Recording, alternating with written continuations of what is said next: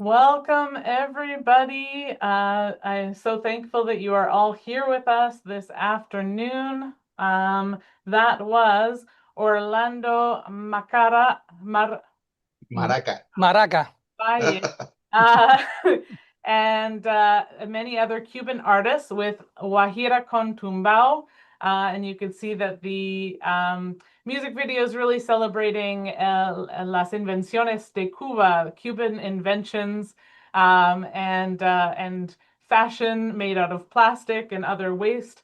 And I thought that it was very appropriate for today as we talk about Cuba under siege, understanding Cuba's new economic measures and our work ahead. My name is Tamara Hansen, and I'm the coordinator of Vancouver Communities in Solidarity with Cuba, an organizer with the U.S.-Cuba Normalization Conference Coalition, and author of 5 Decades of the Cuban Revolution, The Challenges of an Unwavering Leadership. I want to acknowledge that this event is being broadcast from the unceded and traditional territories of the Musqueam, Squamish, and Tsleil-Waututh Nations in Vancouver, Canada. As we come together to defend Cuba's right to self-determination, I think that it is always important that we recognize the rights of Indigenous people to self-determination and their right to defend their lands and rights. Today, we are honored that you have all decided to join us at this urgent time for Cuba.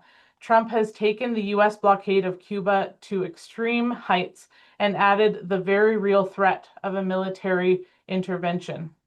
The Cuban National Assembly recently passed 175 measures to alleviate the economic crisis in the short and medium term.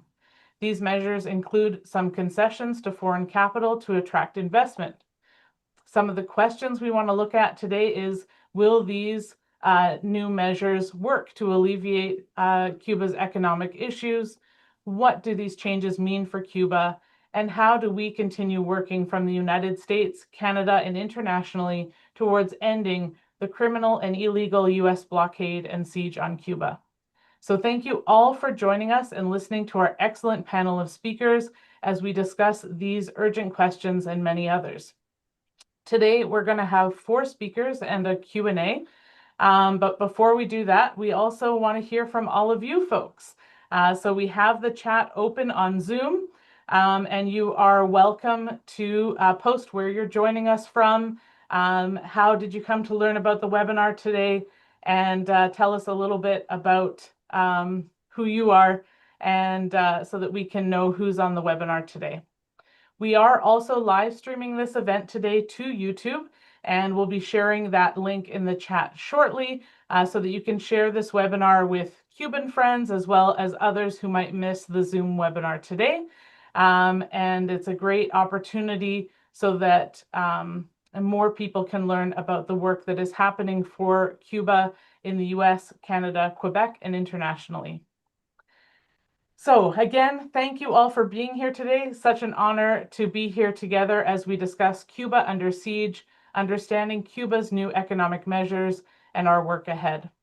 Our first guest that I'm very excited to invite to the virtual microphone is Ernesto Soberon Guzman. He is ambassador and Cuba's permanent representative to the United Nations. He is joining us from New York. A warm welcome to you, Ambassador Ernesto Soberon Guzman. Thank you for being here with us today. Good afternoon, Tamara, and thank you. Good evening. Thank you very much for having us, all of us, here to give us this opportunity to speak a little bit about the challenge that Cuba and the Cuban people is facing right now, and the support that we have been receiving from all of our friends all over around the world, and also to how Cuba is facing this challenge and how Cuba is working very hard in order to move forward and overcome this challenge. I really appreciate Helen, Isaac, and Raul, and our good friends Ike as part of this panel. Well, first of all, I think that I have to start for the end, you know, and the end is what was happening in the UN just a few days ago, last week, when we celebrate a new plenary session of the General Assembly in order to debate about what is happening in Cuba, about the collective punishment that Cuban people is facing now, and also about the risk of the military aggression against Cuba. So last Tuesday, we had this debate. 136 countries votes in favor to have a debate, even when the US government worked very hard in the previous day to try to change the vote of many countries and to try to avoid the possibility to have this debate. But this is not only a new voting in terms of what is happening in Cuba. It is also the voice of the member states of the United Nations, that they consider that it was important to have this debate because the situation that Cuban people is facing. So and during the debate, more than 50 countries made a statement, first of all, condemning the blockade and calling for the lift the embargo.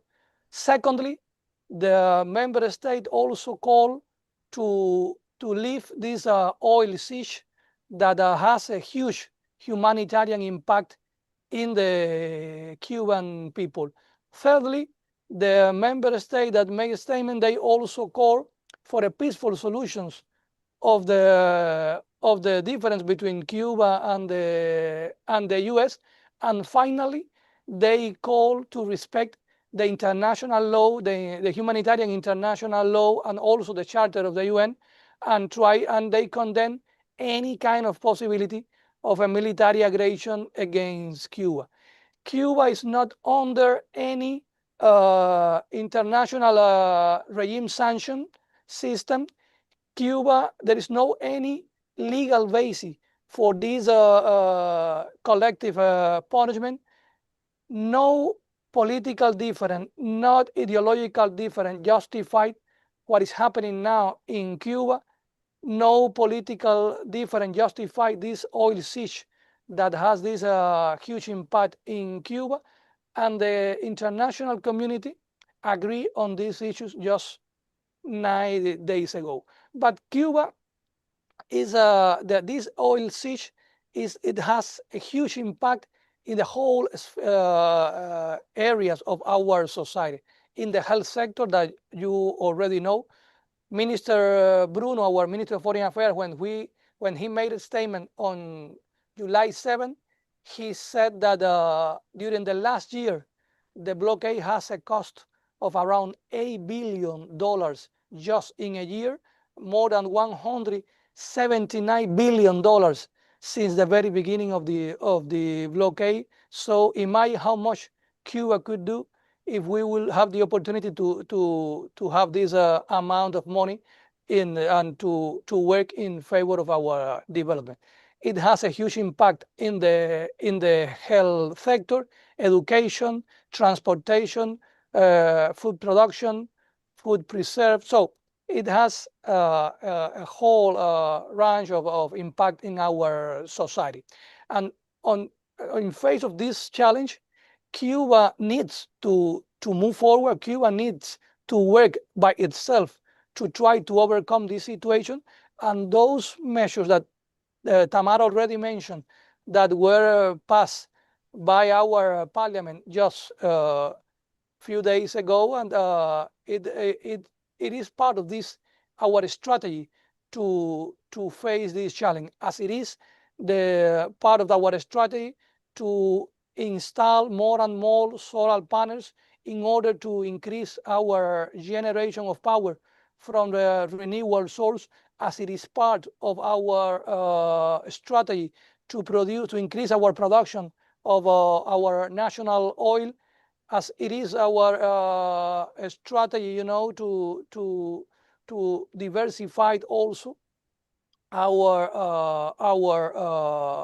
market, to open our economy, and to give an increasing role in terms of the development in on the private sector and its participation in the economy in Cuba. We have to say also that these measures are not new ones. This is part of the strategy that started, I'm sorry, few years ago, and as part of our updating of our economy system. In this regard, we consider that this measure, first of all, are thinking and also will be implemented in order to consolidate. Uh-huh. In order to consolidate our the socialism in Cuba. It also gave a response to the international situation that we are now facing, and it covers almost all the areas of our economy.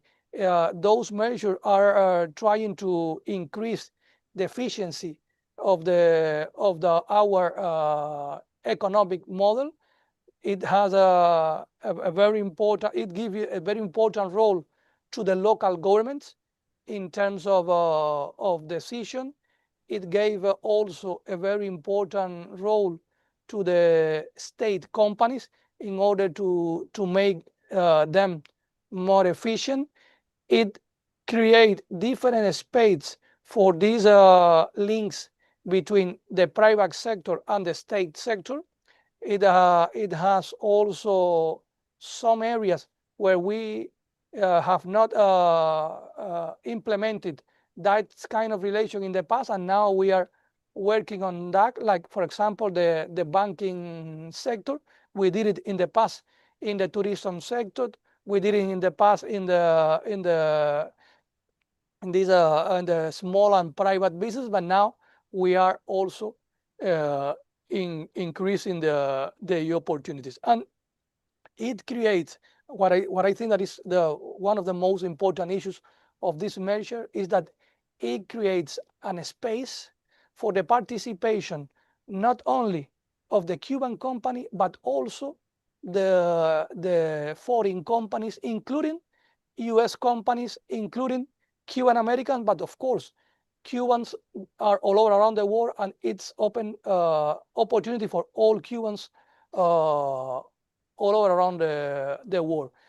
As everybody knows, we have been working very hard in terms of to prepare our human resource. So now we have this opportunity. We have human resource that are now living in some other countries. They have the experience of the Cuban economy. Also, they have now the experience of the foreign economies, and they can constitute like a bridge between Cuba and foreign partners.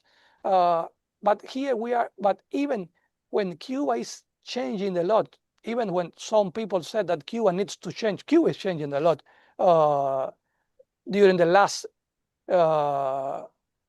15, 20 years. But even with this change, the embargo remained as a main obstacle for the Cuban development, because in this in the 21st century, it is very difficult for any person or any company or for any economy to move forward and to achieve important goals in terms of development if you have lack of oil, for example. So in order to that those measures that are going to be implemented in the future deliver the outcome that Cuban people are expecting, it is important to end this oil siege. It is important to lift the embargo, because to make those measures effective, you need financial transaction. Right now, it is not possible to have financial transaction because the embargo. You need to produce a lot of stuff, and to produce, you need oil. Without oil, it is almost impossible to produce different products. You need people traveling to Cuba. Right now, as you know, as a result of this oil siege, a lot of air flight companies, they have canceled their flights to Cuba because the situation created by this oil siege.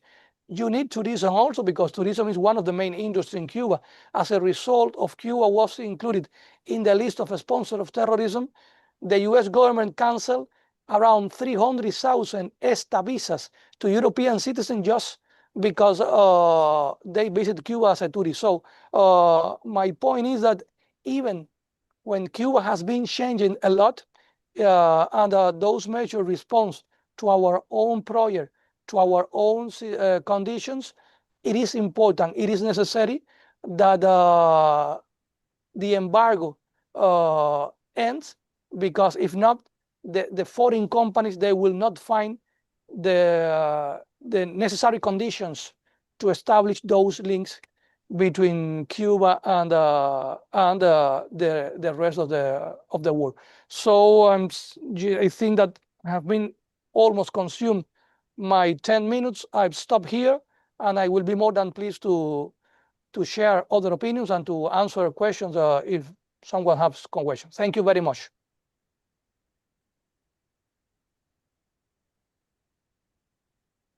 Muchas gracias. Thank you so much, Ernesto Soberon Guzman, Cuba's ambassador and permanent representative to Cuba's permanent mission at the United Nations. What a great outline to start our discussion today. Thank you so much. We are now going to go to our second speaker today. I want to, just before I do that, though, apologize to those of you who tried to join the Zoom. We didn't know, but we had a maximum capacity of 100 people on the Zoom. And so we've just raised the Zoom limit. So if you are watching on YouTube, that's fantastic. Leave a comment. We are reading the comments live on YouTube. We had over 100 people watching on YouTube. But we also have over 100 other people here on Zoom participating in the webinar. So if you want to come and join Zoom, there's now space to join us here for the chat on Zoom. I want to welcome up our next speaker to the virtual microphone, Raul Rodriguez. I had the honor of meeting Raul a few years ago in Vancouver, Canada, when he came for the LASA conference, and he spoke very well at that event that we held in Vancouver. It's so good to see you, Raul. He is from the Center for Hemispheric and United States Studies at the University of Havana, and he is joining us from Havana, Cuba. I hand the virtual microphone over to you. Thank you, thank you. Yeah, you can tell I'm in Havana. See how hot it is. Thank you for the invitation. This is a very important event that, and the name or the title of this webinar is really very, very encompassing. Is it okay? Is everybody listening to me? Yes. Okay. So the title is very, very encompassing, very telling. I would refer basically to the first part of the Cuba Under Siege to try to really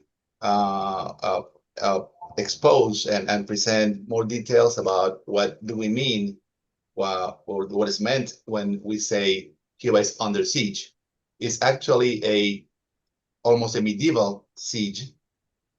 Cuba is experiencing now an all-out confrontation with the United States, and which is using all the tools at its disposal as a great power to really bring the Cuban government and the Cuban population to a breaking point. Cuba, this oil siege that we've been referring to, is something that not even John F. Kennedy approved in 1962 around the October missile crisis. So it's on top of 67 years of a comprehensive system of unilateral coercive measures, along with the declaration of Cuba as a state sponsor of terrorism. What we are having now is really a something that is unprecedented in U.S.-Cuba relations. I will mention a few points to elaborate that.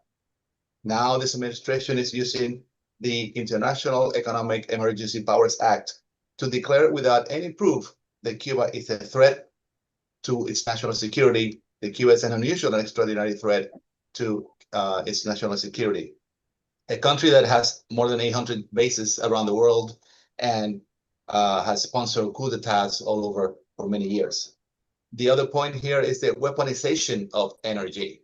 Ambassador Soberon was referring to that, and it's well documented, the impact that this has been having for the last 6 months.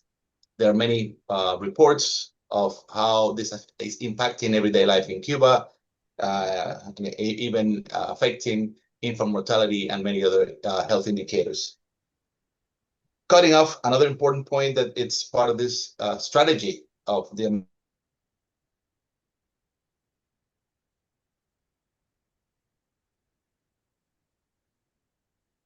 Raul, I think you might have hit a button. You've muted yourself.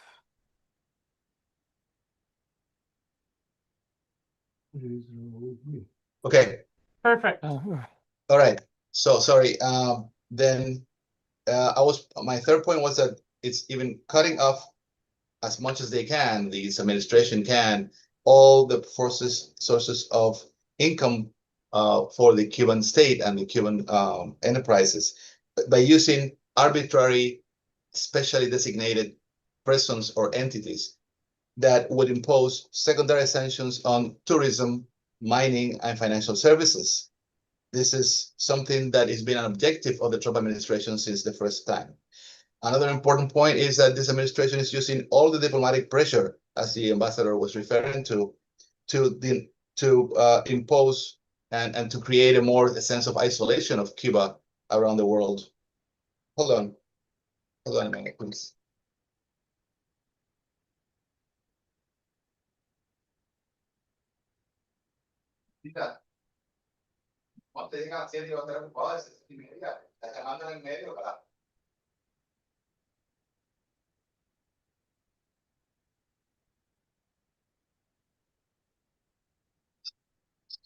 Sorry about that. I had to really deal with a phone call that was really interactively.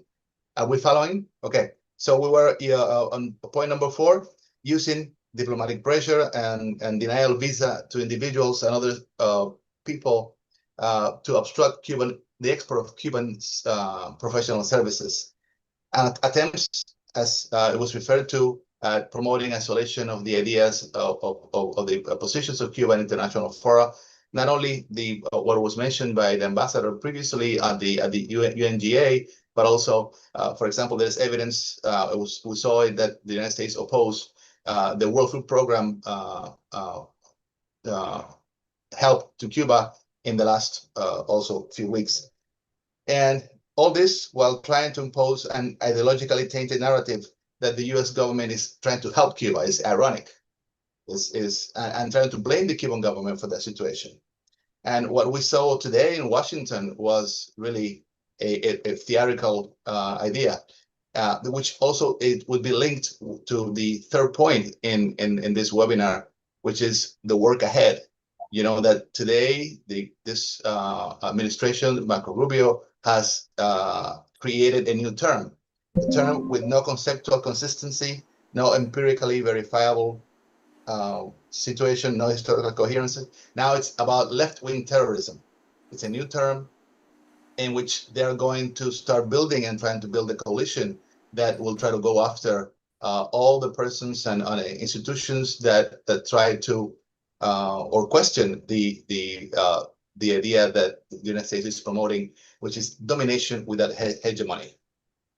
It's obvious that the United States as a hegemon is declining, and it's having, but the whole idea of promoting this new McCarthyism or new Marco Rubio's jingoism about imperial designs of the United States is very important to take into account for the work ahead. As to the second point of the title of the webinar, it's important to point out that all these measures that have been implemented are part of the program that would really restructure many things in the Cuban economy and many changes. And it is key, as the ambassador was saying before, that the U.S.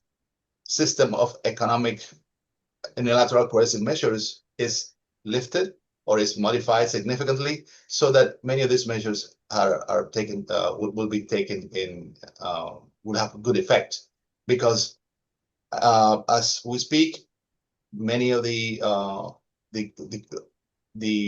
international economic financial institutions do not have access to in Cuba. Visa and MasterCard has withdrawn from Cuba. So for many of these measures to really take effect, there may be some room for small businesses or that to promote interaction with the Cuban small business enterprises, and there's room for that within all these measures. But the big companies, or the companies that could really invest capital in Cuba now in a more favorable situation, would really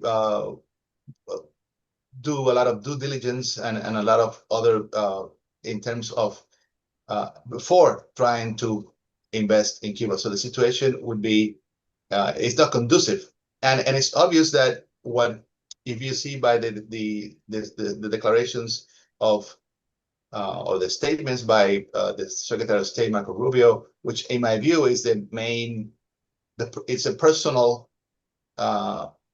issue for him, as he's trying to promote this for his own political career, is to create a humanitarian crisis in Cuba and make it easier for them to claim, or for the United States government to claim, the necessity of some sort of humanitarian intervention, which would be really not humanitarian at all. It will be really an intervention in Cuban internal affairs. So in terms of the work ahead, I was referring to earlier, it is, and I really want to thank most of you who are involved in solidarity with Cuba and have been doing this for so many years. It's a very difficult task, the one that you do mostly of those, and mostly those who live in the United States, to continue to promote solidarity with our country in this respect. I will end here. I'm happy to answer questions. Gracias. Thank you so much, Raul Rodriguez. Fantastic to have you with us. Your audio so far and video extremely clear, which is unusual. So that was really, really fantastic. Thank you so much for that intervention, and we look forward to having you with us for the discussion. I'm very excited to invite up our next speaker, Professor Helen Yaffe. She is a professor of Latin American political economy at the University of Glasgow and the author of We Are Cuba: How a Revolutionary People Survived in a Post-Soviet World. She's also the co-host of the new Cuba Analysis podcast. So let's give a warm welcome to Professor Helen Yaffe. Thank you so much. Excuse me if I look a little bit sleepy, but it's well past midnight here. So I'm going to do my best to get through quite a bit of material in 10 minutes. I'm going to start by sharing my screen, and hopefully, hold on, you can see that. And if I put it on big screen, is that okay? Great. Okay, so let me just start by saying I've been coordinating a really fantastic, exciting course at the University of Havana summer school. So I've been really busy with that, and I've just kind of cobbled these notes together. And I'm really grateful to Dr. Emily Morris, who some of you will know from the University College London, who is an economist with incredible knowledge of Cuba. We've been discussing the reforms, and she's allowed me to draw on some of her notes. However, I think we need to go back. We need to, I always start when I talk about Cuban development and political economy by contextualizing Cuba and maybe working a little bit against Cuban exceptionalism. So we need to locate Cuba's struggle as a struggle against underdevelopment and for development. And we can think about this with a few questions in relation to the underdeveloped countries. Those underdeveloped, I use that term specifically to refer to the countries that were exploited through colonialism and imperialism. And the questions are, how do countries develop? Is it the market or the state that acts decisively? Where can developing countries get the capital they need to invest in infrastructure and social welfare? And it's worth mentioning that when Cuba began the reform process under Raúl in 2011, they talked about needing an equivalent of something like 2 to 2.5 billion every year to see a 5% increase in GDP, which would allow them to improve infrastructure and social welfare, the standard of living for the population. Where can they get that from? How can foreign capital be attained under conditions which do not obstruct independent development or undermine sovereignty? So that is, you know, when you go and get a loan from the IMF or the World Bank, and that loan is conditional on measures which actually obstruct those objectives of development. And how can international trade be used to produce a surplus that you can then invest in a global economy marked by the deteriorating terms of trade? Now, these are questions that face the global south. I forgot to put my stopwatch on. Whether or not they're seeking to build socialism or to develop national capitalism.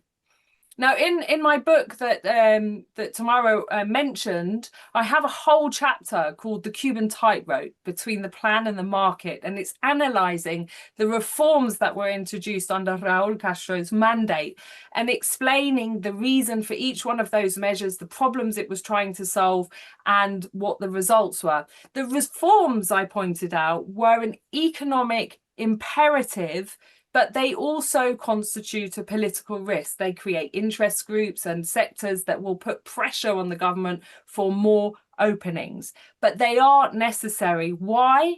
Because of the challenge of development, which I've just outlined, because Cuba is a small island developing state. And whether it's capitalist, socialist, or anything in between, it's always going to be dependent on trade. We're not talking about a continental-sized country like China. Cuba needs international trade, and the US blockade obstructs whatever we could call normal trade and investment for Cuba.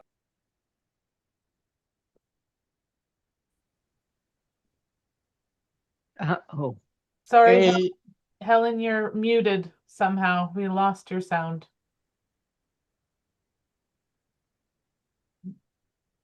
Your mic, just unmute. So someone muted me. Uh-oh.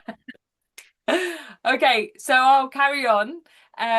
These measures are also necessary. You know, they are dealing with some of the scars of the special period in the 1990s when Cuba lost 35% of its, had a collapse of nearly 35% in GDP and so on.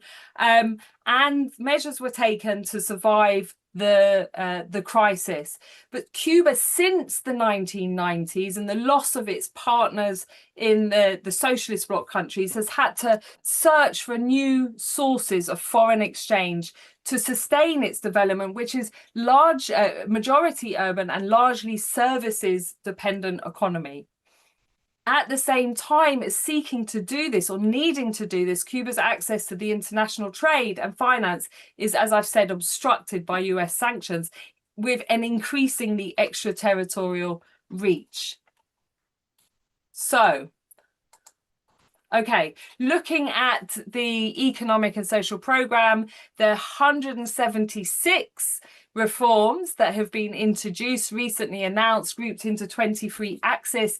The Cubans have said that 75% of them were already included in programs, although some of them had not yet been implemented. So this is maybe an acceleration of reforms that were announced but not yet implemented.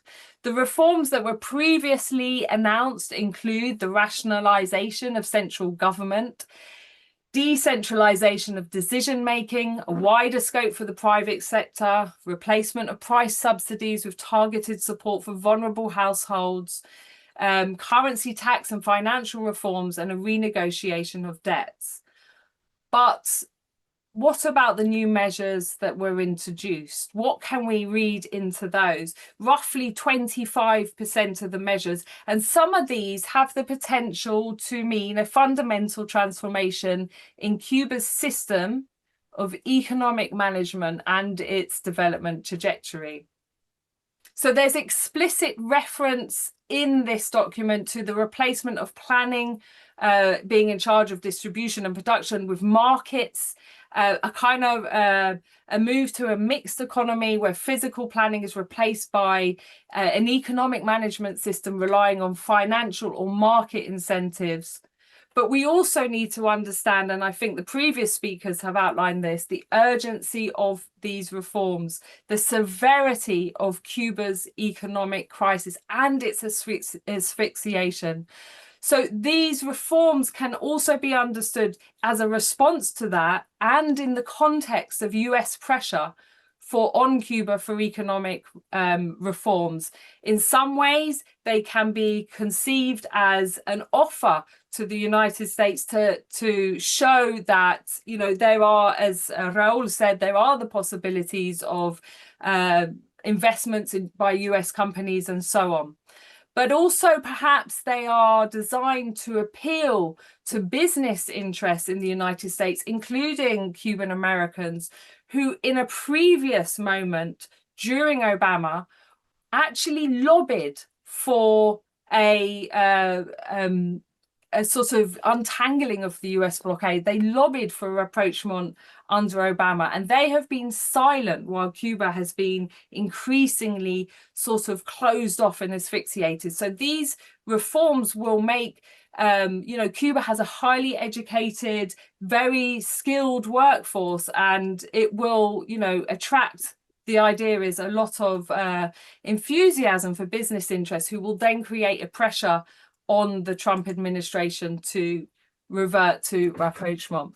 Now, I've got a few slides here which outline some of the newer elements, the more dramatic elements. I'm going to kind of whiz through these very quickly, and I've got a very short video I want to show you at the end. So in terms of foreign investment, this is now welcomed in any activity that's not on a list of prohibited areas. Also, the freedom for foreign investors to employ Cubans directly rather than through a state agency as before. They can invest in real estate, conduct business in hard currency. Cuban Americans are specifically welcome, with an emphasis on openness to all forms, different forms of ownership, assets available for purchase by Cuban individuals, foreign individuals or companies, with the repeated emphasis throughout on Cubans living abroad. And free enterprise. So previous limits on enterprise autonomy will be removed, enabling them to freely determine their activities, the number of employees. So they've removed the cap of 100 employees to determine investments. They can retain profits or financing for those, and wages, which will now be determined in consultation with trade unions. There can be mergers and takeovers. So this is the rule of market rule, liberalization of prices with a strong and explicit emphasis on market mechanisms as an instrument of resource allocation, including the determination of prices and exchange rates. Government subsidies and price caps are to be removed. Bankruptcy procedures will be defined and applied to state enterprises reporting sustained losses, and those that become loss-making as a result of devaluation will be liquidated. There will be a shrinking of the state apparatus. Central planning will be limited to macroeconomic balances. Strategic investment financial planning model will be used with using signals to influence behavior, progressively ending central allocation of inputs and final goods, with resources increasingly allocated by the market. State payrolls will be cut, and there'll be a simplification and reduction of taxes on profit, with introduction of incentives for investment and a shift to indirect, that's VAT, value added tax. They are also preparing for privatization of some enterprise assets. So a national program will assign and assess the market value of enterprise assets, not only as collateral for bank credits, but also as part of transforming state enterprises into commercial companies or joint stock or publicly limited. This prepares the way for their privatization, and only specific strategic state enterprises will not be for sale. In banking and finance, a new financial system will be introduced to allocate credit, including issuing bonds, including non-dollar international ones. Private investment, including foreign ownership for banks and micro credit institutions, will be allowed. In terms of currency, there's an explicit reference to a process of reducing the peso's value as steps towards eventual currency unification. And in agriculture, a complete liberalization of food prices, the removal of time limits on usufruct right for agricultural land, direct access to hard currency for farmers, and greater access to inputs and finance, including international loans and investments. Now, all of this is, at the moment, a piece of paper, a document, a plan.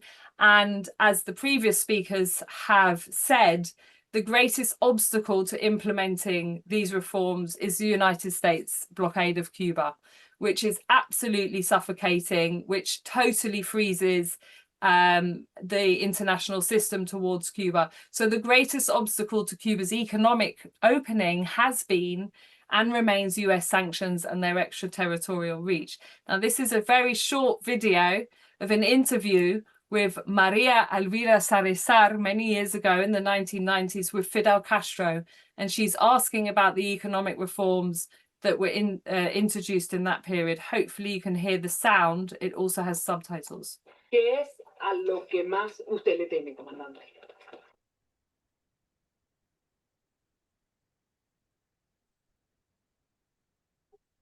La deshonra. Pudiera expandir un poco más que lo que me quiere decir. ¿En qué sentido la deshonra?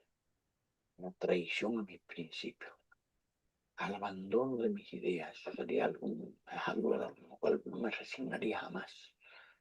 A vender nuestro país, a aceptar cambios en Cuba, a cambio de concesiones políticas relacionadas con la revolución, con la independencia y la soberanía de nuestro país. Es lo que más, te digo, realmente temaría en mi vida. Más nada. Y usted no cree, retomando un poco esa pregunta, y usted no cree que la llegada de capitales extranjeros pueden de alguna manera minar eso que usted me está diciendo. Sí, tenemos que resignarnos a eso. Pero son los vicios que están acompañados, que acompañan el capitalismo y a la llamada economía de mercado. Por eso somos socialistas. Pero no obstante, le van a tener que abrir la puerta a esa invasión, para ponerlo de esa manera. Bueno, si fuera una invasión no podríamos abrir las puertas. Bueno, entiendan, no estamos protegidos por Estados Unidos. Pues Estados Unidos no quiere que invierta nadie allí un centavo. Luego, nadie protege el socialismo hoy en Cuba, más que Estados Unidos. Oh, okay. I'm not sure what's happened to. I've stopped sharing. Yes. You're still sharing. There we go. Okay. I've stopped sharing now. Okay, so that's me. I'm sorry for going slightly over, but I'm look forward to a lively debate. Thank you so much to Professor Helen Yaffe for that insightful talk and giving us a lot to think about there as we go into this discussion. I have given all of our speakers a very hard task of asking them to try and keep their ideas to 10 minutes, which with such an important and such a complex topic as the economy, I knew it was very difficult. But we really are trying to have a good opportunity for discussion.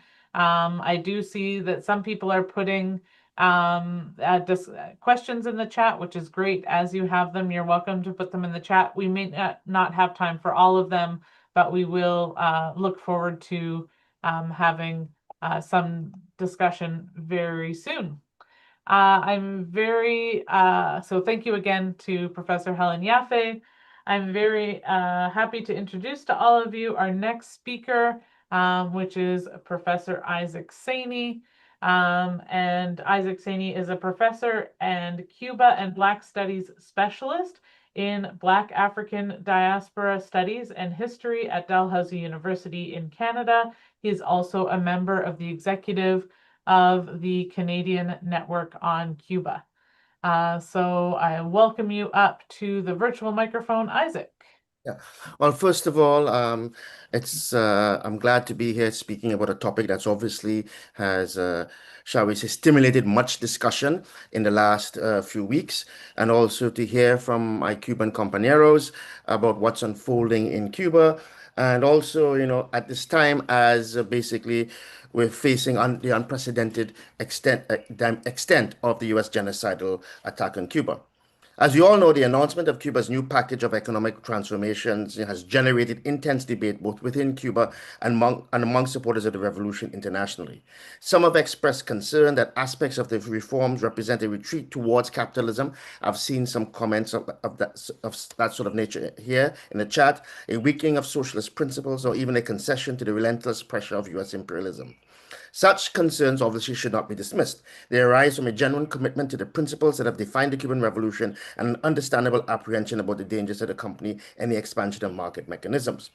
But before I proceed, I'd always like to recommend that people not rely on what's published in the Western media, but also go directly to the Cuban press and to the debate that has unfolded within Cuba. Cuba's always had a rich and highly textured debate. And I myself, as a non-Cuban, as somebody not living under this economic siege, right, I was hesitant about actually intervening or writing anything on this, precisely for the fact that it is up to the Cubans to determine their future, their direction of their economy, of their politics and their social system. But unfortunately, I think it's important that given the nature and the importance of Cuba within our conception of emancipation, that we at this time, in a sense, try and address some of these issues. The starting point for any serious analysis of Cuba must be its own reality. And we all know that Cuba is confronting one of its most severe crises in its contemporary history. And this crisis is not just simply a product of abstract policy failures, as they like to speak about in the US media, but that it can only be understood from within the context of the unprecedented escalation of the US economic war against the island. Washington's objective remains unchanged to create such hardship, deprivation, and social dislocation that the Cuban people abandon the revolutionary project and surrender their sovereignty. And one has only to refer to the notorious and infamous Lester Mallory Memorandum of April 6, 1960, now declassified, that clearly outlines the architecture and the nature of this economic war against Cuba and the attempt to asphyxiate, starve the people. As P.J. Patterson, former Prime Minister of Jamaica from 1992 to 2026, pointed out, it has now become a slow genocide that's been applied to Cuba. For more than 6 decades, successive U.S. administrations have sought to achieve through economic warfare what they could not accomplish through sabotage, terrorism, the Bay of Pigs invasion, diplomatic isolation, or political subversion, the destruction of the Cuban Revolution. The current phase of this genocidal assault has reached extraordinary levels, which the various speakers before me have pointed out. Cuba faces financial persecution, restrictions on fuel imports, obstacles to international banking transactions, sanctions against foreign investors, and a campaign explicitly designed to suffocate the country's economy. Under such circumstances, the Cuban revolutionary leadership could not simply stand still. To do nothing would itself have been a decision carrying potentially devastating consequences for the Cuban people and for the survival of the revolution. As Cuba economists and policymakers have repeatedly noted, many of the measures now being implemented have been debated for decades, right? In fact, this has been pointed out before. Many of these things have been discussed about their implementation, their viability, and so forth. Indeed, part of the current crisis stems from reforms that were delayed, only partially implemented, or obstructed by institutional inertia. The cost of inaction, therefore, has been enormous. And I should point out the point here that, many of the criticisms coming from people in the West are part of that idea that the Cubans can't think for themselves, that they don't have their own ability to analyze their own circumstances, that solutions lie in a sort of US-centric framework, right? And so it falls within that idea that where many thinkers in the West support the right of the Global South to self-determination only so much as they self-determine in the ways that these people want you to self-determine. The question, therefore, when it comes to Cuba is not whether these changes were necessary.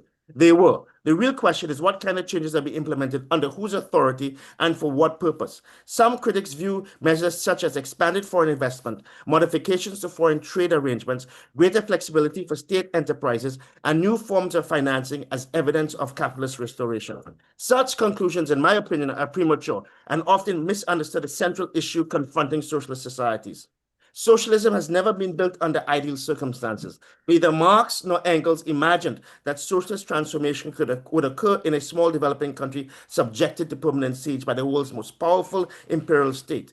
Every socialist revolution, every emancipatory project has been forced to navigate contradictions, shortages, external threats, and difficult compromises. The history of revolutionary movements is not a history of advancing under perfect conditions. It is the history of defending emancipatory projects under hostile conditions. Whether it was the Haitian Revolution of 1791, to which Cuba has a tremendous affinity, or to the various national liberation struggles that happened across the global South, and particularly in Africa. When I think of Angola and I think of Mozambique, for example, they faced terrorist assault from US imperialism, but particularly in that region from this racist South African state. Well, Lenin confronted precisely this reality in 1921. And I know a lot of people like to talk about NEP. There's all these discussions of the new economic policy, and history does not repeat itself. It might rhyme, as some people say, but it's important to understand that we also have to understand these concrete realities that Cuba faces, as Helen was pointed out. Unlike Russia or China, Cuba is 90 miles from the imperial beast. And more importantly, right, okay, Cuba is a small country compared to the vastness of the Soviet Union or the former Soviet Union or China. So, as Lenin confronted precisely this reality in 1921, after years of civil war, foreign intervention, economic collapse, and devastation, Soviet Russia introduced the new economic policy, the NEP. The NEP permitted limited private enterprise, market exchange, and concessions to foreign capital. It was fiercely debated within the revolutionary movement. Yet Lenin insisted that his decisive issue was not the existence of market mechanisms in isolation, but which class held political power and whether the socialist state retained control of the strategic direction of society. We just witnessed just a short while ago the Congress of the Confederation of Cuban Workers, the CTC, in which these particular issues were debated. The NEP was not viewed as a surrender. It was understood as a strategic retreat designed to preserve revolutionary potential, revolutionary power, rebuild productive capacity, and gain time under extremely unfavorable circumstances. However, history never repeats itself mechanically, and Cuba is not Soviet Russia, nor is it China.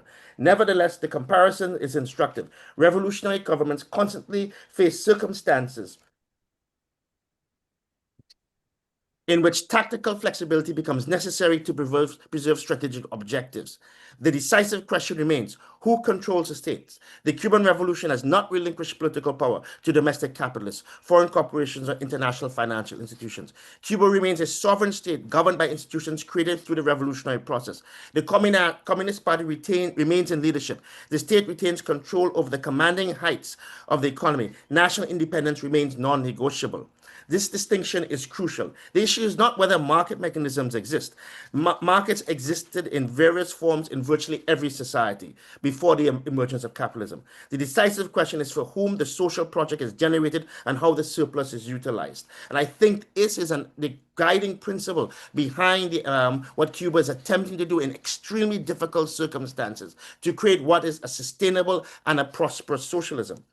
Is wealth produced for private accumulation by a narrow elite, or is it directed to national development, social welfare, public health, education, scientific advancement, food security, and collective well-being? And we all remember Jose Marti's idea of a Cuba with all and for the benefit of all. This is a central dividing line between socialist-oriented development and capitalist restoration. Those worried about the weakening of the state monopoly on foreign trade raise legitimate concerns.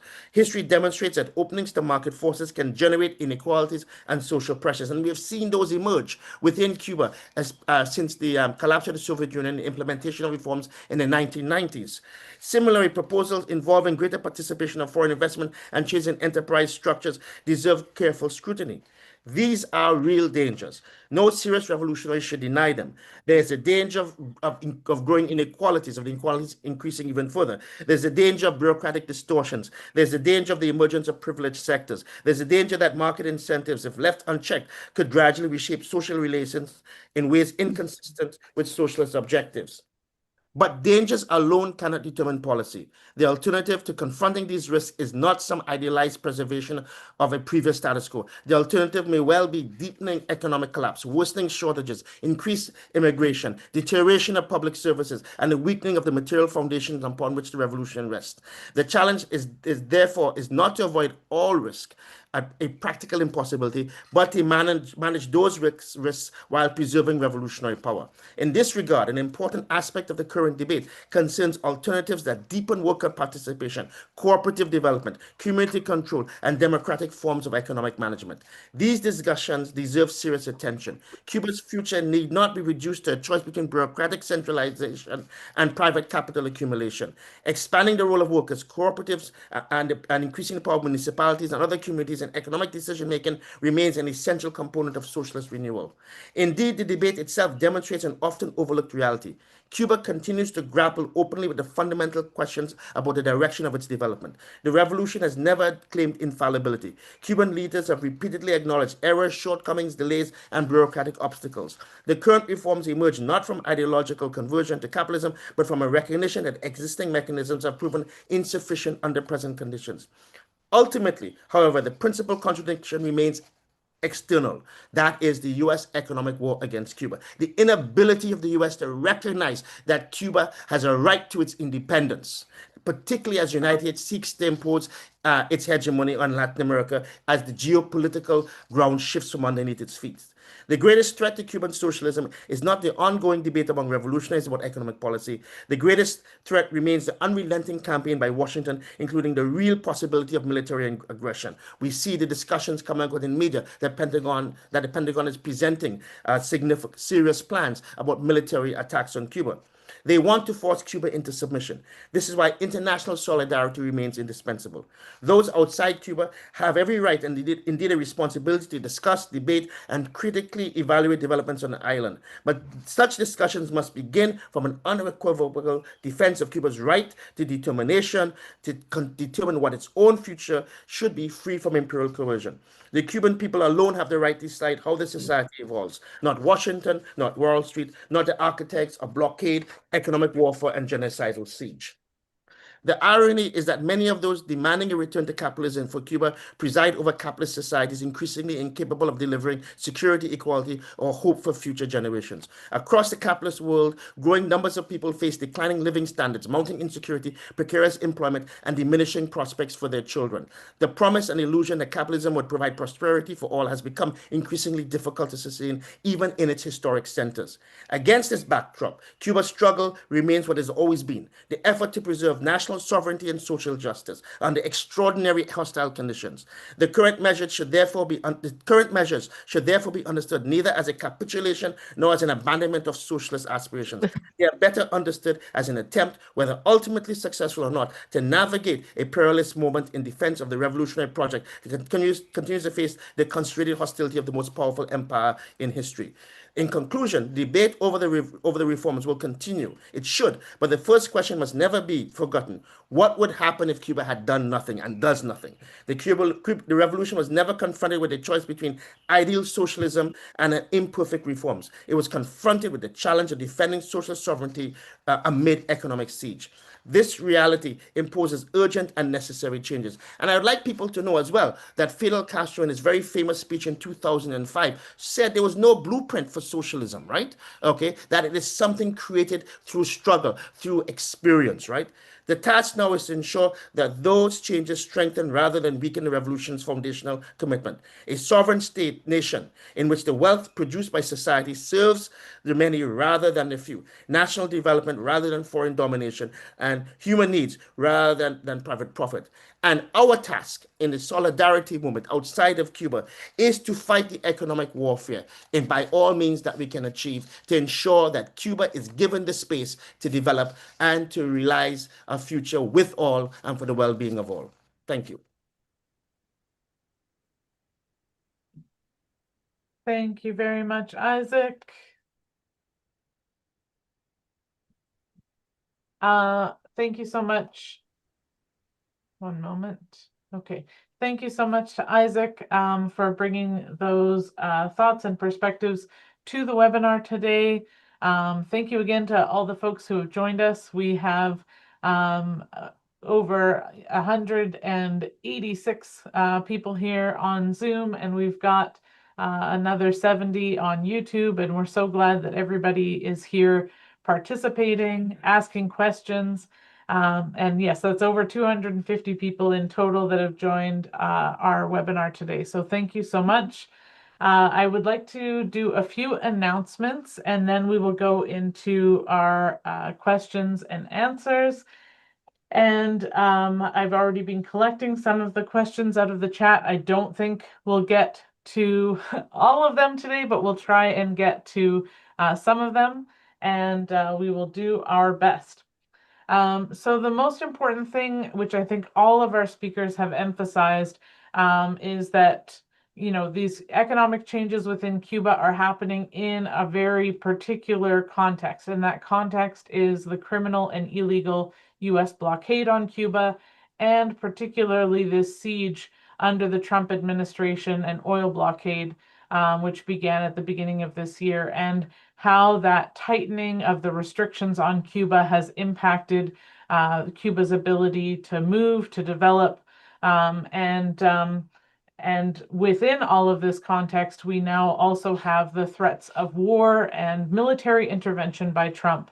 And so many of us have been supporting various campaigns, street protests, tabling, information gathering and sharing, disseminating in order to campaign against a potential U.S. military threat against Cuba. And part of that is being highlighted by the National Network on Cuba and the website nowar-on-cuba.com.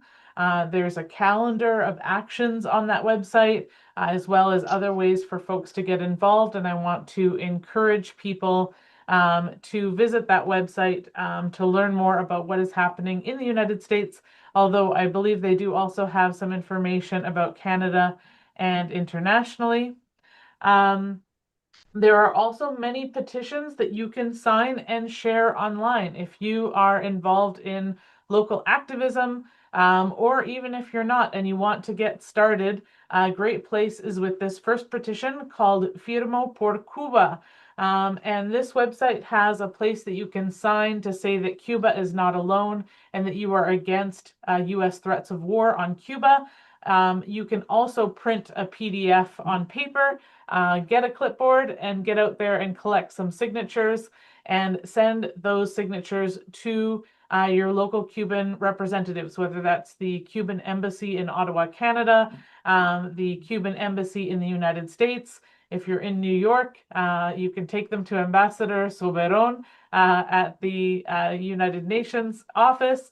Or if you're in any other country, please collect those signatures and get them to Cuba.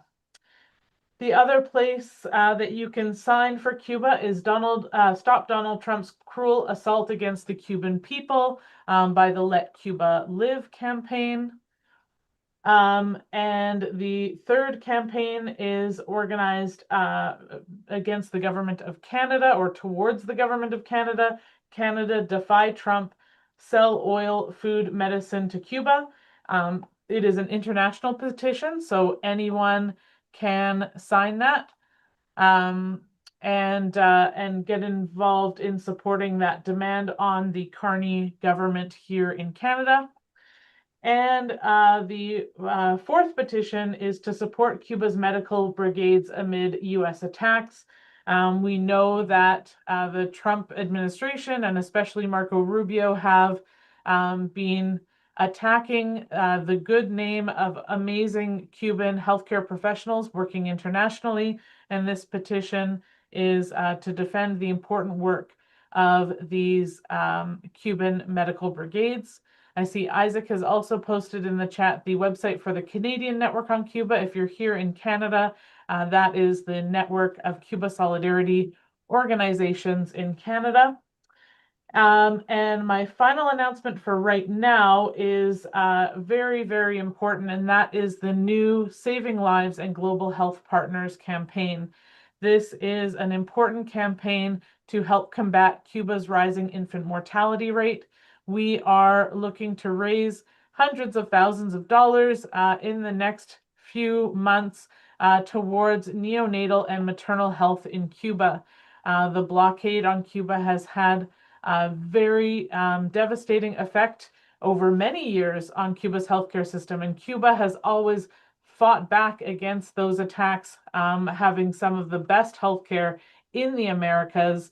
At one time, neonatal healthcare and maternal healthcare was the pride of Cuba. But with these renewed attacks on Cuba by Trump, the situation has become very, very difficult for mothers or expectant mothers and for newborn babies. And so we are working to fundraise for that campaign and supporting that campaign. I see that Raul Rodriguez has to leave the webinar. Thank you so much. Muchas gracias, Raul. Do you have any final comments you'd like to make before you leave today?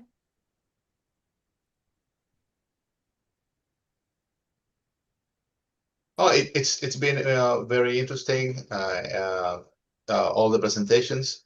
I'm sorry, I just got the a power cut and I'm running on backup, and I will have to lose the connection pretty soon. As this is part of the whole everyday life that we're facing here, it's making our life very difficult. We nevertheless continue to move forward and continue to create find ways to to continue to work and do what we need to do, and also to thank all the people that are connected for their solidarity and their work. As I said earlier, those who saw what happened in Washington this afternoon and how they're creating this idea of left-wing terrorism, see that things are becoming very, very complicated for this empire who's declining, but it's really showing signs of relentlessness and disregard for international law. I have just listed my 2 email addresses. I'm happy to interact with anyone who would like to know more about the work we do at our center at the University of Havana. I'm happy to say hello to Helen.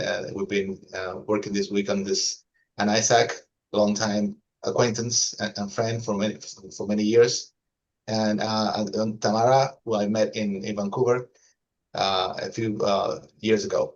So again, my email is listed in the chat, and I'm happy to interact further with anyone. I'm gonna leave now, and before I get cut off. Thank you. Abajo el bloqueo. Viva Thank you. Cuba. Thank you, Raul, for being here with us, and I hope to see you in Havana very soon. Well, here's you got my email there. Yeah, I'm happy to help in any way I can. we'll be in touch. Gracias. Wonderful. All right. Thank you so much to Raul Rodriguez for being here with us live from Havana. And we are going to go now into our questions and answers. The question that I have gotten a lot of great questions from our friend Elizabeth, and I've tried to kind of summarize it, but it is about Brazil. And the question says, what kind of pressure can we apply to Lula in Brazil to support Cuba? Brazil is a very big and important country and a major BRICS country. In February, the Brazilian petroleum workers have asked Lula to send oil to Cuba. My main question is, how can we get Lula to support Cuba with oil? But I think that question goes beyond Brazil and can go to other countries as well. So I would like to open that up with our speakers. Isaac? Yeah, I may say so. I can't speak specifically to Brazil. Aside from being a member of the Canadian Network on Cuba's executive, I'm also a member of the Caribbean Solidarity Network and the International Steering Committee of the Global African Congress. We have reached out to former Caribbean prime ministers. I mentioned P.J. Patterson in my talk, who was the former prime minister of Jamaica from 1992 to 2006. And Ralph Gonzalez, the ex-prime minister of just recently of St. Vincent.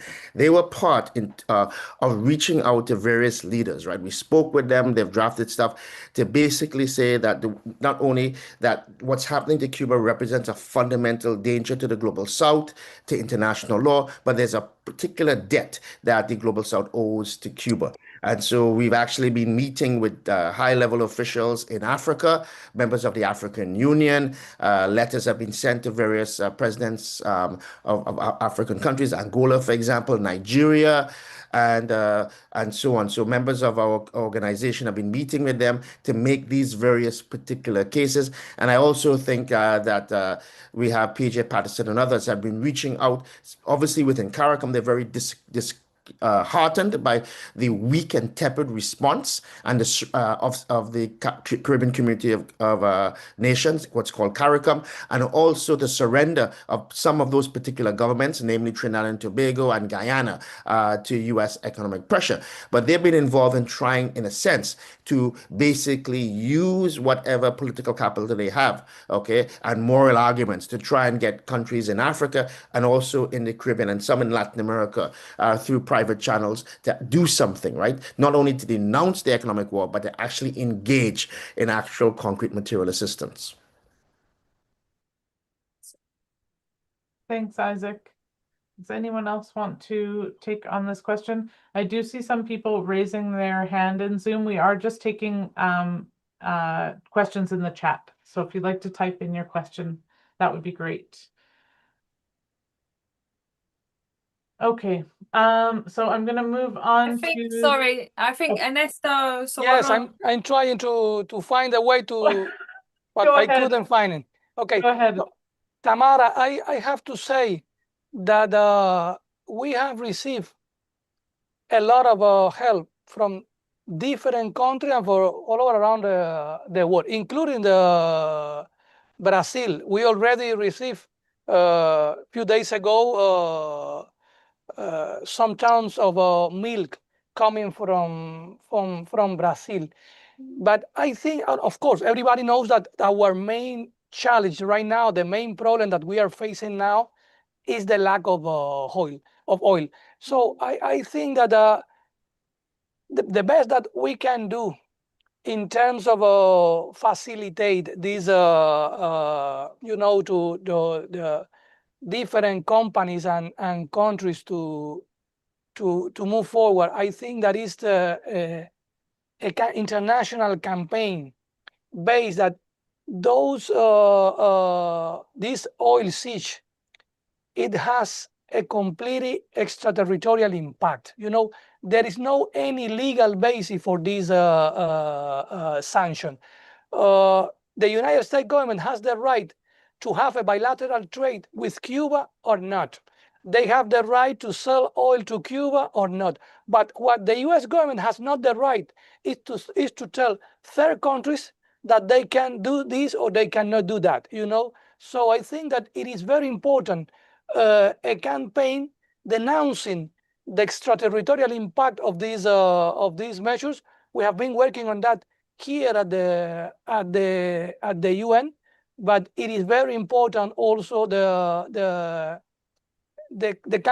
campaign from first of all from the U.S. The American citizens, as part of this society, but also a campaign all over around the world about regarding this extraterritorial impact of these measures.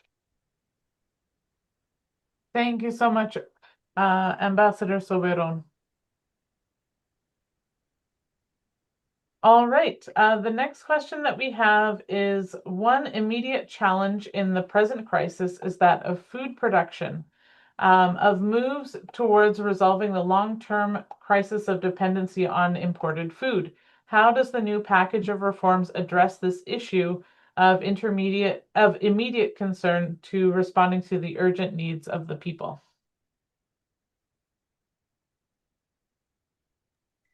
Shall I come in on that? I think there's a lot of the measures are designed to boost food production.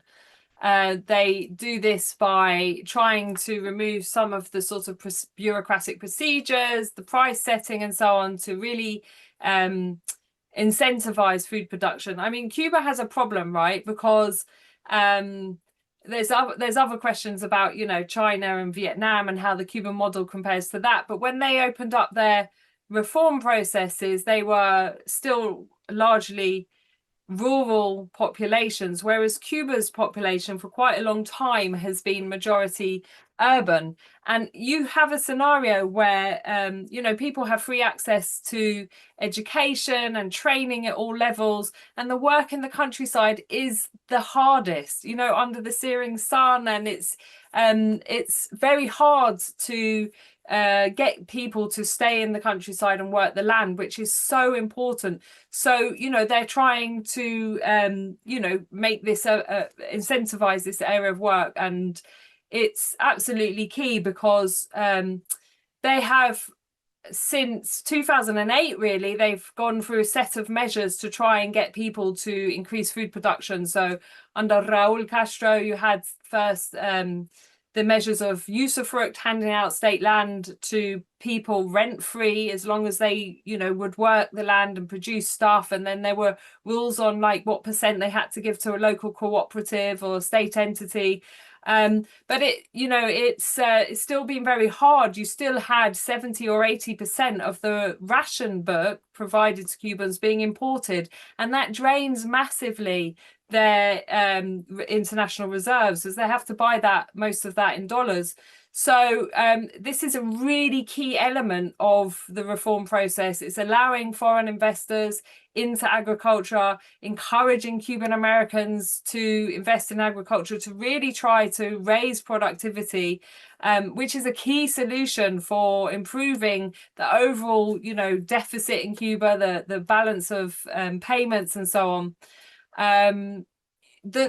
I've looked at this question for quite a few years. I've said, well, they've taken all these measures in the past. Why are they still struggling with food production? And part of the answer is actually climate change. They have this constant cycles, 3-year drought cycles, and and then the weather's too hot, and I think the scenario is extremely challenging, and we can't really appreciate the challenge without getting the really comprehensive view that looks at the environmental questions alongside the financial questions.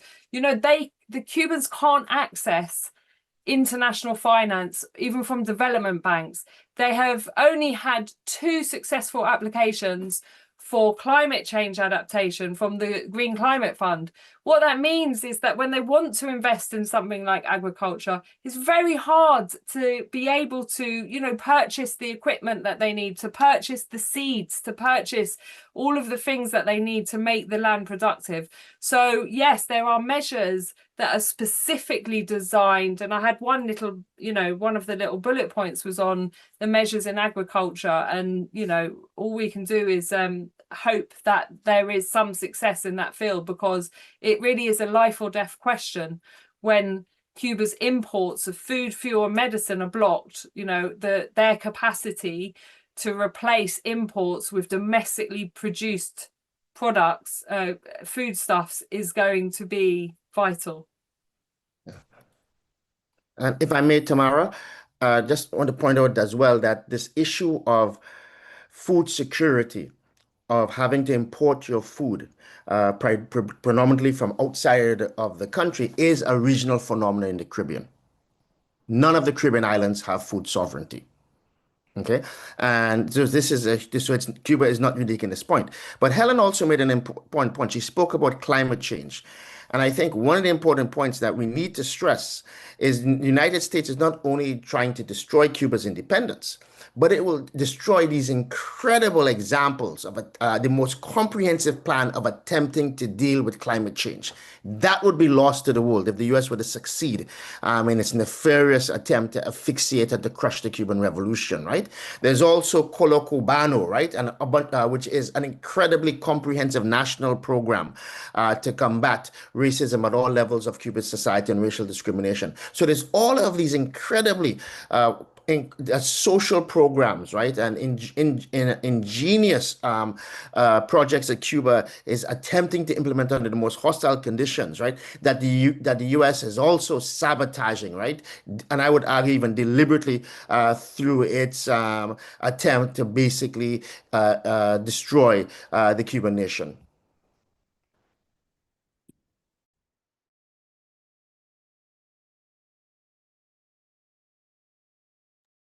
Thank you. Okay. Ambassador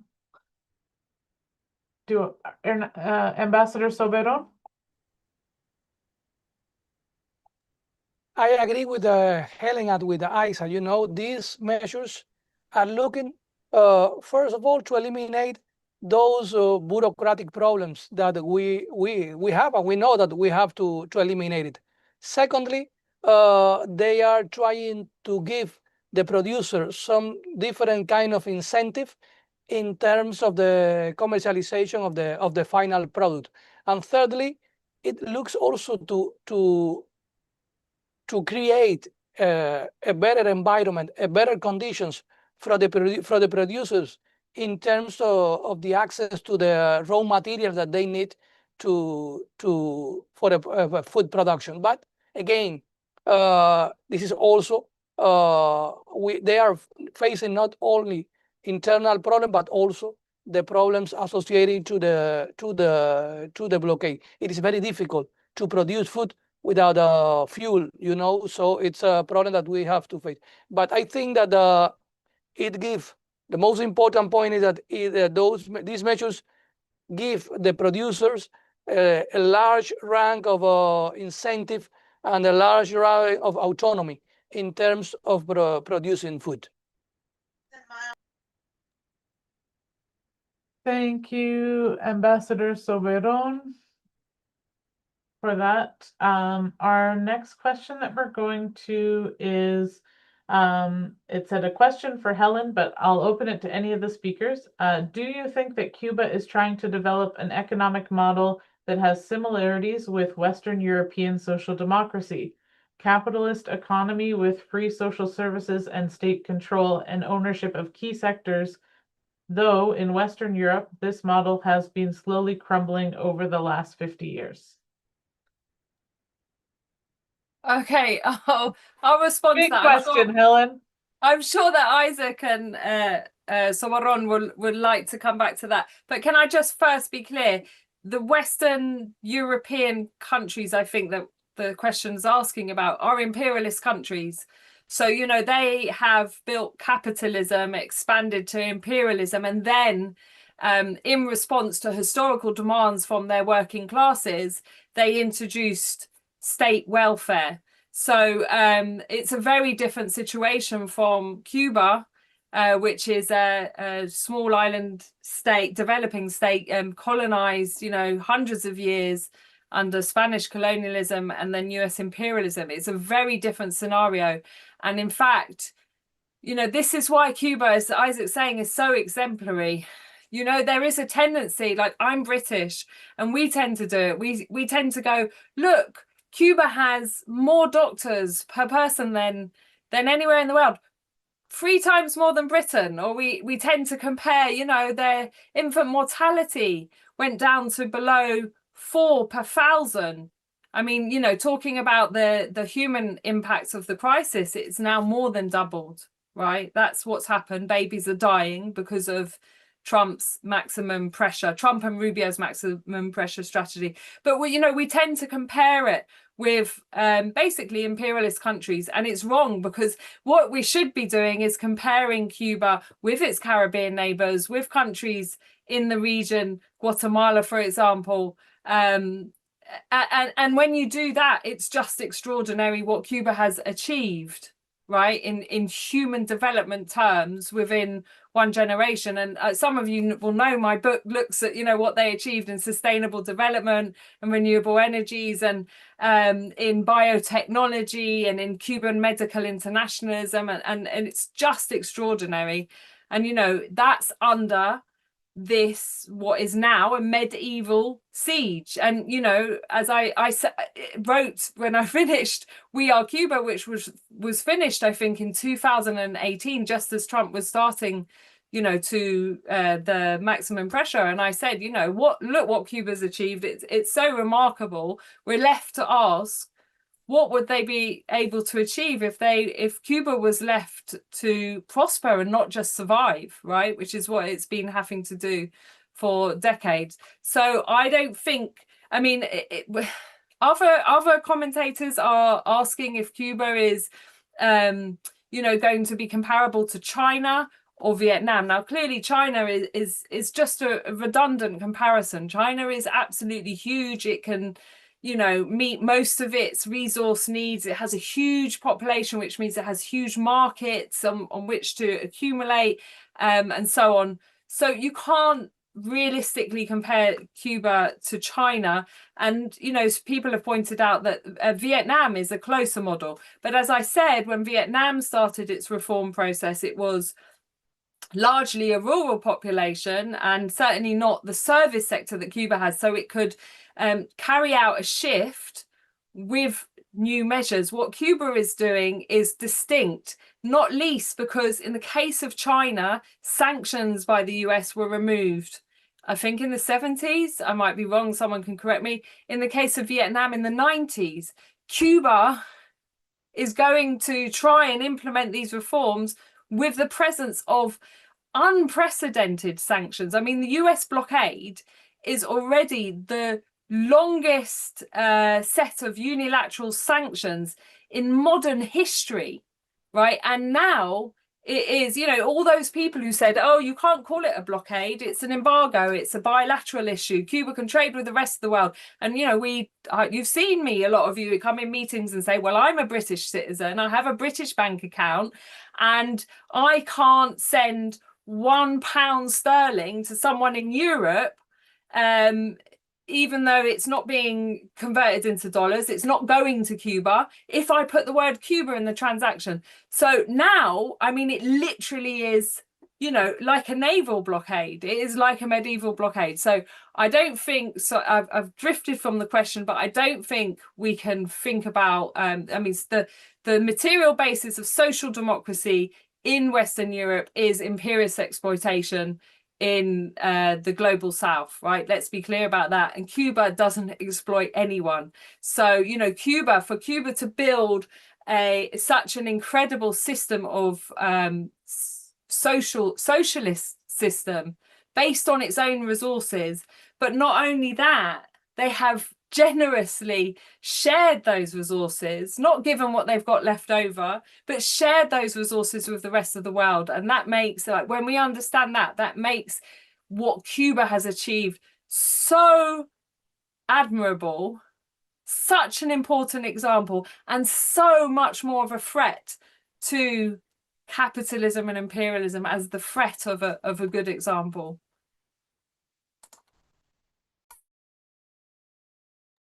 Thank you, Helen. Amara, if you mind, I subscribe, of course, what Helen already mentioned, and there is a reality. We have built a society where no one is left behind, but to do that, you need financial resource. You know, you need incomes. You need resource that you can invest in a social benefit, and that's what and we are trying to. We have a proactive. We take sometimes proactive measure, but sometimes also we have to take reactive measure because we are surrounded by a real situation that we have to face. And this is not the first time that we approve and we implemented a group of measures like this. We know this is a part of this process to build up our own socialist system that has to be related with the rest of the world, and the world, it doesn't work like Cuba works in many cases. So, and I just want an answer to the question, to quote some works that Fidel mentioned when Cuba implemented a group of measures during the special period, and Fidel said, and I quote, "We must save the homeland. We must save the revolution. We must save the achievement of the socialism. We must preserve our independence, and we must uphold our right to the future." And that's what we are trying to do with this measure. We are trying, and we are saving the revolution. We are saving the achievement of the socialism. And of course, we will have to be very careful during the implementation process in order to try to reduce those gaps, social gaps, that some of these measures could be produced if you are not taking care of these issues. Gracias al embajador Soberon. Thank you so much to Ambassador Soberon. I want to just announce a few opportunities about travel to Cuba. This was emphasized by both of our Cuban speakers, that despite the hardships, despite the challenges, Cuba needs folks to travel there. Cuba needs folks to go and show their solidarity, to take material aid with them, but also to go spend their hard-earned money in Cuba. This is a big part of Cuba being able to pay for its healthcare system, its education system, are those tourism and travel dollars. So Aaron has posted in the chat, and I've also posted about a delegation going from Vancouver, Canada, for Fidel Centenary, August 4th to 14th. There's some information there in the chat. There's also information there about the Calixto Garcia Solidarity Brigade to Cuba, going to Cuba November 29th to December 11th. There's information on the Calixto Garcia Facebook page. And also Helen mentioned that there is a group going, it seems mostly from Europe, with the Nuestra America Convoy and the Let Cuba Breathe campaign, which are also going to Cuba in August, and you can look for more information on their website. Thank you so much to everybody for their participation so far. We do have other questions, but I'm worried about going too long. So I'm going to kind of put out the questions and then give our speakers a moment to think about what they would like to answer and how they would like to kind of summarize for the evening. A couple of questions that we haven't gotten to. One was the question Helen mentioned about Vietnam and China, and how their reforms compare to Cuba's reforms. That was already touched on a little bit by Helen. There was also a question about China's Belt and Road Initiative and how that might play a role in Cuba versus other investors. We also had a question around how these new economic changes might lead to further inequality in Cuba and greater exploitation of working people in Cuba. How is Cuba working to prevent this? As well as questions about the cooperative sector in Cuba and how that is being supported. And then the final question that I wanted to add that I think is, to me, one of the most important was, what is the thinking to deal with repression against Cuba Solidarity, which is already threatened and begun against a number of organizations? How can we unite in defense of organizations who are targeted? And for those who are unaware, the Trump administration has specifically added the Cuban Institute of Friendship with the Peoples, or ECAP, which many of us work with, on one of their lists of organizations that Americans should not be working with. And it is now using that as a pretext to attack many organizations who plan trips to Cuba through the support that we've received from the Cuban Institute of Friendship with the Peoples. And so I think that this is a very important question for us to address as we wrap up the webinar. And maybe thinking about a future webinar about, defending our right to organize as Cuba Solidarity organizers, defending the right to travel, and its importance of the ability of people from Canada to go to Cuba. I don't, again, know that everybody's aware, but we have the right to travel to Cuba, but at the moment there are no direct flights from Canada to Cuba. They've all been canceled by Canadian Airlines with various excuses, but seems again like a political campaign to put pressure on Canadian businesses not to do business with Cuba. And then we also see these attacks on the right to travel from the United States, which have existed for many years. So I've talked a little bit there. I've given some announcements, and I'm just going to ask our speakers to kind of think about answering those questions and also just kind of providing their concluding remarks. I don't want to put you on the spot, Helen, but would you be willing to go first?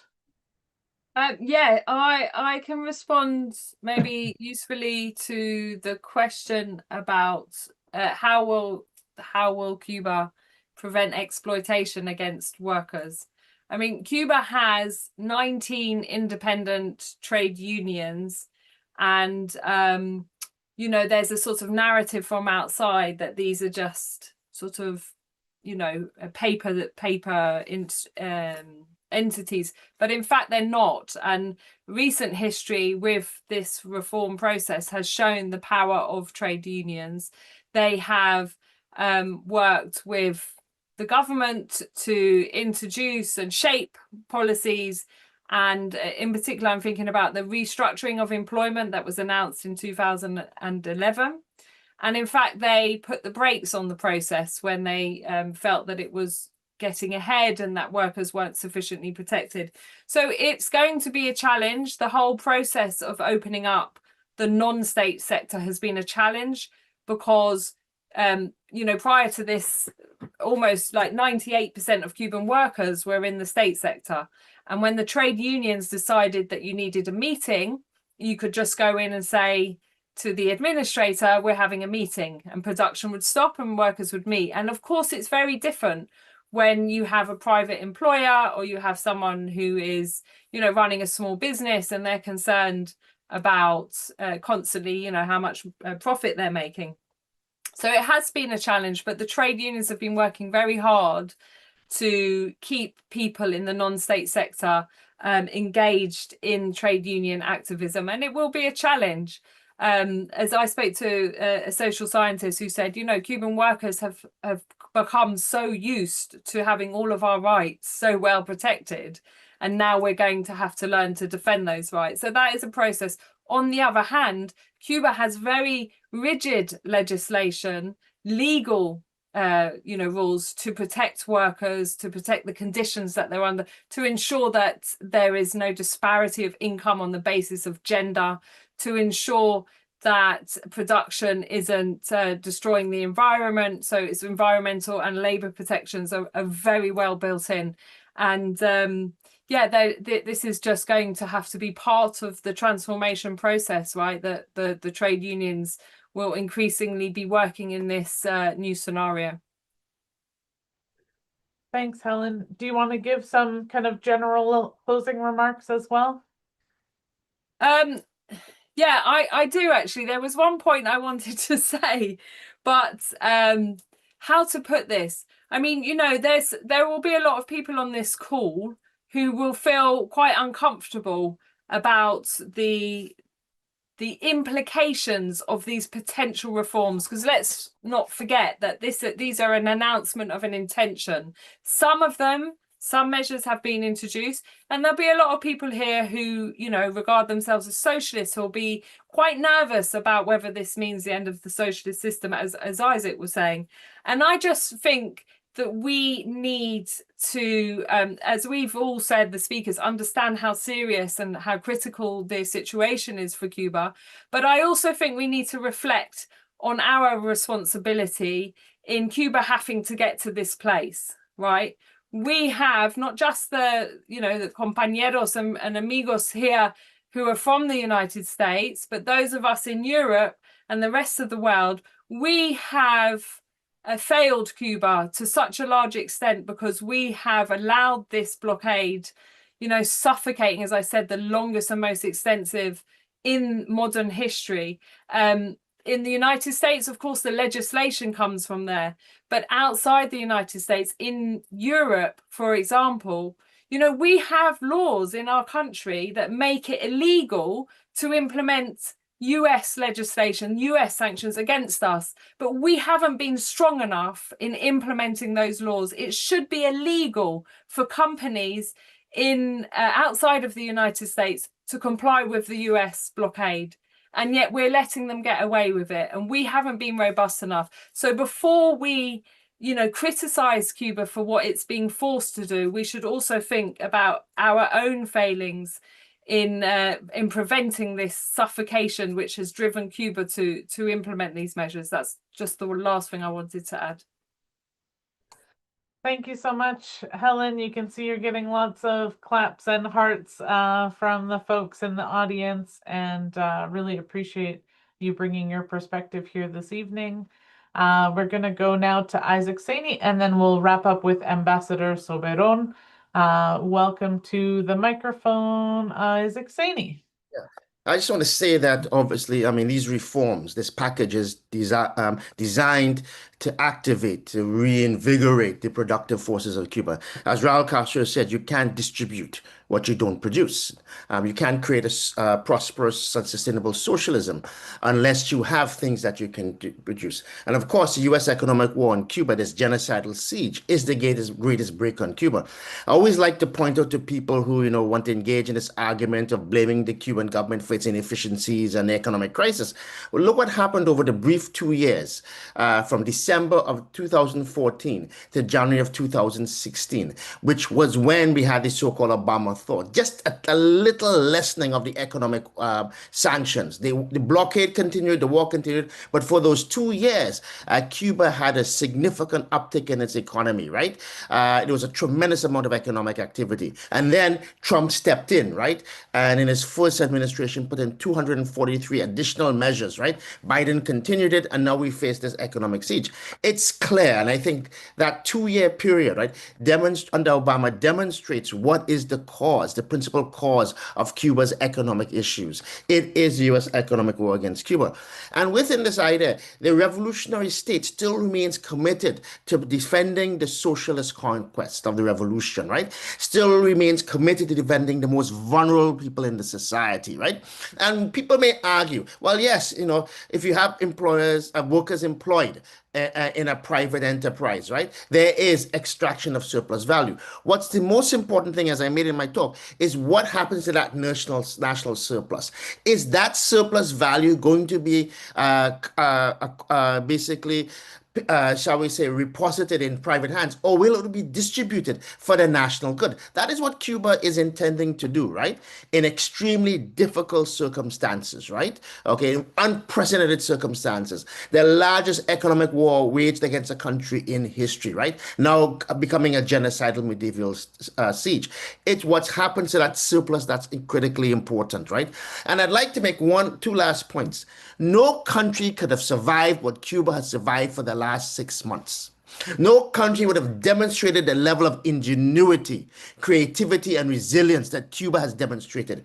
6 months, over 6 months, in less than one tanker of oil has come in, right? Oil tanker has come in, right? And yet within that, the Cubans have been incredibly innovative in terms of trying to do a massive regeneration of its power system through solar power, right? Through solar energy, right? To finding ways to share the few, the few among the many, right? Even in the midst of this, to find new techniques to refine its heavy oil so that it can be used. So, and in developing biotech, I mean, there's neural clim and all of these incredible biotech advances Cuba has made that are so important, right? Particularly in fighting Alzheimer's. So even in the midst of this massive economic war, this genocidal siege, Cuba has been innovative and been incredibly resilient. No country could have survived this. I live in Canada. If Canada had to face even a week or 2 weeks of that kind of siege, there would be chaos in the country. And you need to understand that one of the things that's happened here is this has demonstrated the resilience of the Cuban Revolution, right? This, I mean, in many ways, right? The power of the process that Cuba has been involved in, despite the tremendous pressures it is under. And I think the fact that Cuba has survived has enraged Trump and Rubio, which has continually leads to one measure after another, right? With one apoplectic rhetorical statement after another and imposition of measures, is they can't understand how Cuba could withstand this kind of siege for over 6 months. It's absolutely incredible, right? And I feel humbled and honored in the face of this, that watching what is unfolding. I'd also like to say I would be remiss, okay, if I didn't say it was a tremendous honor to be on a webinar with Ambassador Soberon, right, and the Cuban diplomatic staff. What they have done internationally, right, is absolutely incredible, right? I don't people understand the lack of resources that they operate under, the intense pressures, and in the midst of unprecedented U.S. economic pressure to win a vote, 136-9 in the UN General Assembly, when the US was bending people's arms, extorting them, and so forth, is a demonstration of two things: the power and the skill and the exemplary commitment of this diplomatic staff, but also the standing of Cuba in international world opinion. The late, great Norman Govan, an incredible political economist from the Caribbean, once said that the world owes Cuba la deuda impagable, the unpayable debt. Okay, and Cuba is owed an unpayable debt. And when you listen to what people say about Cuba in the United Nations, when you see that nations, despite this intense U.S. imperial pressure, are willing to vote on Cuba's side, demonstrates that Cuba's example is not only a powerful one, it's seen by many of these countries as a window on a possible better future for humanity. Thank you. Thank you so much, Isaac. I'm sure you saw there also lots of hearts and claps and thumbs up for you from the chat. Thank you, everybody, for your active participation. I'm now going to invite up to wrap up our speakers this evening, Ambassador Soberon. Well, first of all, as all of you, or most of you know, Cuba approved a constitution just a few years ago, a constitution that reiterate the socialism as our political system. So this new package of measures, this new update process of our economic system, it was designed and it will be implemented in a way to strengthen our socialism, not to destroy our socialism. So we will have to work very hard, the party, the government, and the people all together in order to try to implement this package of measures and in a way that contribute to strengthen the socialism. But that is the main goal of everything that we do in Cuba, to try to strengthen our solidarity, to try to strengthen this spirit of cooperation among our people, and to think always in a collective way and not as a single individual. But at the same time, to achieve this important goal, we need also the support of our friends, of all of you, all over around the world. And I can tell you, you inspire us. You know, when we see so many peoples all over around the world supporting the Cuban Revolution, supporting the Cuban people, we can only say that we are not mistaken and we are doing well. And we have to never to give up, just to resist and to move forward. We have resilient people. We find a solution for each of our problems. And but I insist, we need all of you. We need your support. We need your voice in order to leave this collective punishment. But because nothing justifies what the Cuban people is suffering right now, and I think that the world will be better if we work all together in order to avoid that, because today is Cuba, but tomorrow could be anyone for any reason. And we have to work all together in order to grant it the respect of the international law, the respect of the Charter of the UN, and mainly the solidarity among the selfish. So thank you again for this opportunity. Thank you again for your support. And we count with you, with all of you. Thank you very much.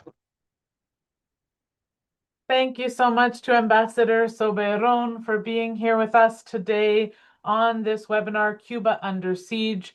Thank you to all of our participants. We've had at least 200 people on Zoom, at least 75 people on YouTube, over 275 people joining us on this webinar. It is available on YouTube for you to share with folks who weren't able to join us today for this very educational webinar.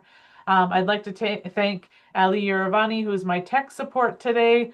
I'd like to thank all of our speakers, Isaac Saini, Helen Yaffe, Raul Rodriguez, and Ambassador Soberon for being with us. If you would like to get involved in the U.S.-Cuba Normalization Conference Coalition, we do meet every 2 weeks. You can send us an email, info@uscubanormalization.org. And I also want to thank Aaron Feely-Naham for helping me with posting everything in the chat today. Thank you all for being here. As I mentioned, there will be future webinars. We will make sure that you get an email. There's so many things that we could have discussed today, and I really think that we do need to organize more of these discussions that bring us together to talk about our solidarity with Cuba. Helen, I think, gave us a great reminder today that the blockade on Cuba is not only Cuba's responsibility, it is the responsibility of the world community to confront this illegal and unjust U.S. policy against Cuba, and we have to keep up the fight, especially in this particular moment. Thank you, everybody. Que viva Cuba, que abajo el bloqueo, and Bajo el bloqueo. we will see you all very soon in our next. Sorry, somebody has opened their. In our next. Can you please stop that? Thank you. In our next webinar, as we come together and we continue to demand an end to the blockade on Cuba and demand abajo el bloqueo. Que viva Cuba, abajo el bloqueo, no al bloqueo. Thank you, everybody. Take care.